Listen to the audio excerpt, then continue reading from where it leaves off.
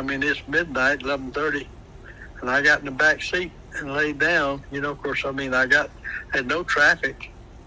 So what happened now? Back up. I gotta reiterate.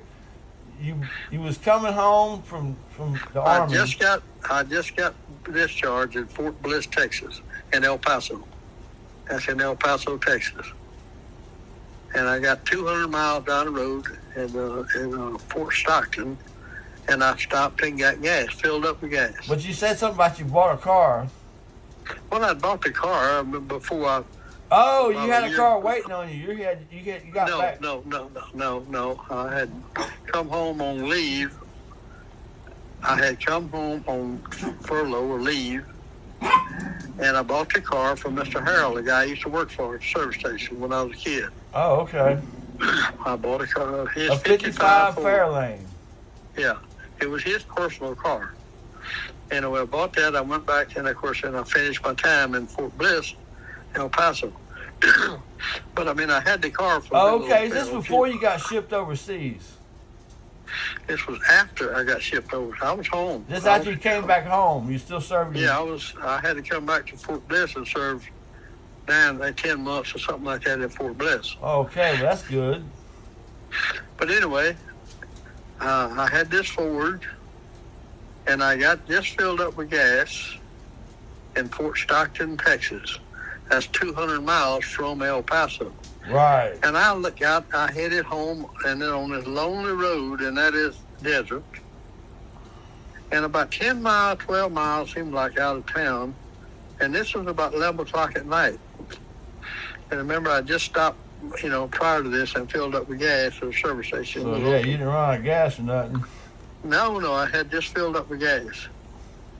And I'm driving along there doing about 60 miles an hour, and they slung a rod through the block. Dang.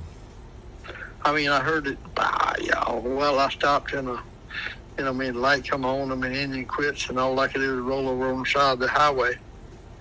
I looked under the hood, and, of course, you could see the rod sticking through the block. Oh, wow. So, this is where I'm at about 11 o'clock at night.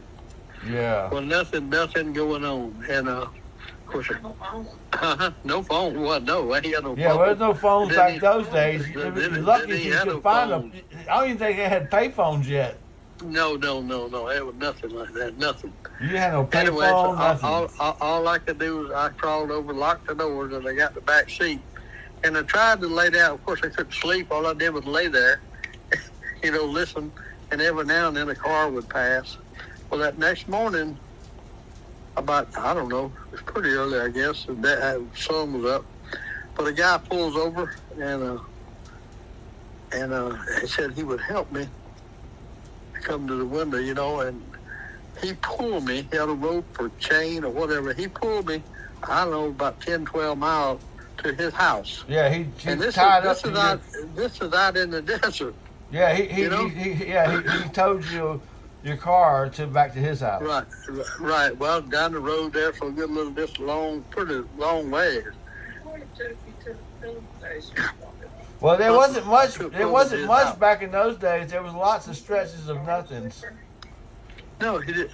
No, and that's in the desert. I don't remember whether he charged me or I paid him. You told me that somebody had to come and get you and drive you home, and then when you come back to get your car, he charged you for storage.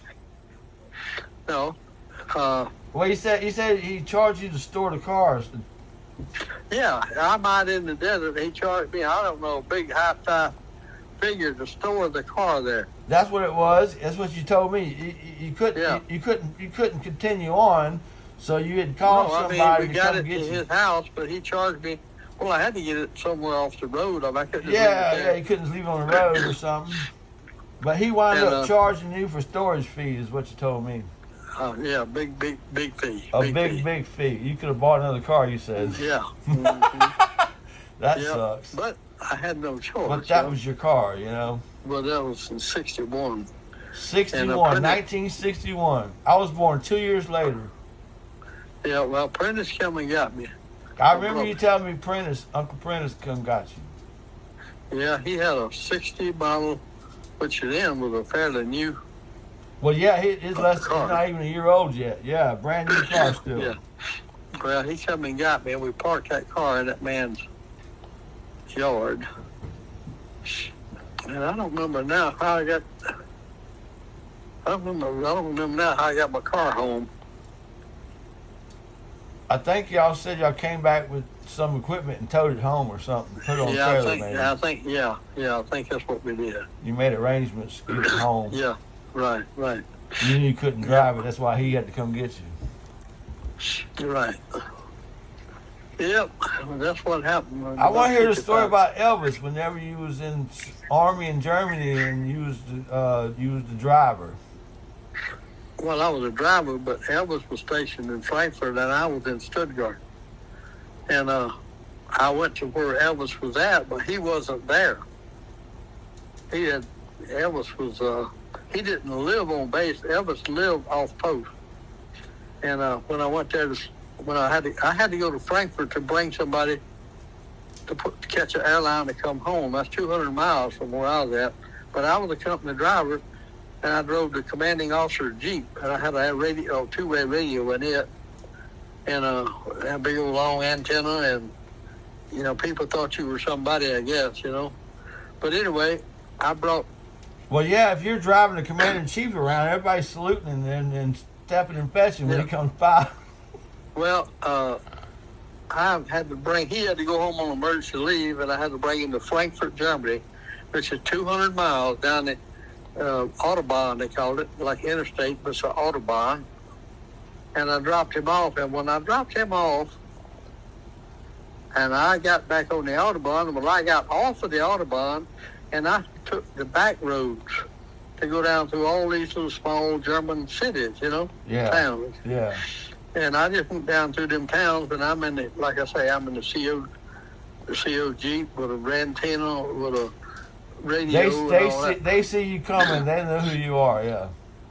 Well, I don't know. They just. Well, you're the guy driving it, so it doesn't matter. Apparently you're the guy. You know what I mean? Well, these are people. I'm going through Germany. I'm in Germany. Okay. The German people are seeing you. Yeah, I'm just going. Well, at least you don't look offensive in a tank or something, No.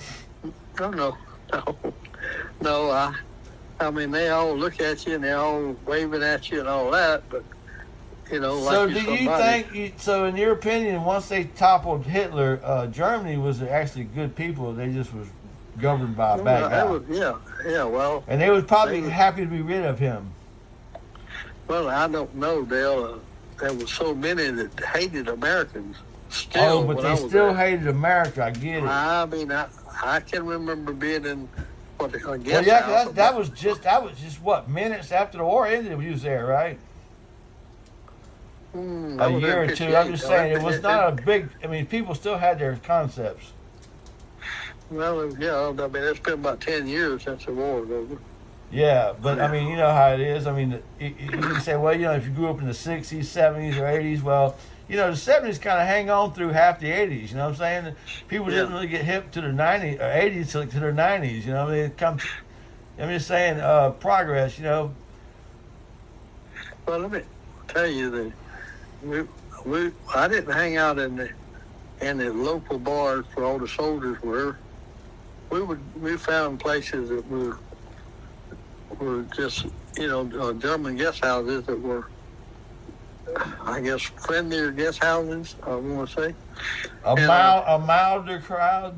Well, we ended up, it was me and Eddie and Wayne Liebberg, just three of us. And Wayne, he could play and sing, and Eddie could sing. You remember Eddie could sing beautiful. Yeah. I do remember Eddie. I do. Eddie sang like Richie Valens. Yeah, I remember. But anyway, Eddie sang at all the little clubs, and everybody went in and play, and he played the guitar and sang. But anyway, we was up in this guest house and up in the mountains, and of course I could tell these. I didn't speak enough German, but I could tell these where we were at. The people around us could tell that they didn't really like us there. You know what I mean? They knew you was Americans and they wasn't feeling it. Yeah, and we. They were ended talking up stuff about you, like what they gonna do to you, or maybe something. Yep. I remember that so well. I got knocked out, I think. Oh crap! After we got outside, we got in a fight, and I just remember I was laying by the. In fact, it was snow on the ground because I just remember being there, and of course, somebody come and got me and found me. We got out of there. But anyway, that's a long story. Wow, anyway. Daddy, that's cool. Yeah. I'm proud of you. You did what you had to do, Yeah. A lot of people Yeah. don't want to talk about their time in the service. They just say, well, I did what I had to do, Yeah. Yeah. I had to. I can't even Very- imagine very- how scary that well, could have been or must have been. I made soldier of the month 13 times. 13 times, Soldier of the Month. Yeah. And I went to battalion soldier of the month. I don't remember 2 or 3 times I sold battalion. And then I went to. I don't know. They were going to send me to group, but for some reason I didn't ever go. But if I went there, it was in Paris, France. But I Yeah. never did go. I never did go there, and I don't remember the reason why I didn't. Maybe Wow, that would have been I cool, didn't- Paris, France. Yeah. I didn't want to. For some reason, I didn't want to go. Well, yeah, I mean, because probably God was saying you got to hang around because Mom was coming. I wouldn't be here if you hadn't have met Mama. If you'd have been over there in Paris, I might not have ever met her. Yeah, right. True. Yep. We're going to move forward now with Dr. Mark Siegel. Well, I love you, Yeah. Daddy. Hey, I got to go for a second. I'm going to call you right back, okay? Bye bye. All right.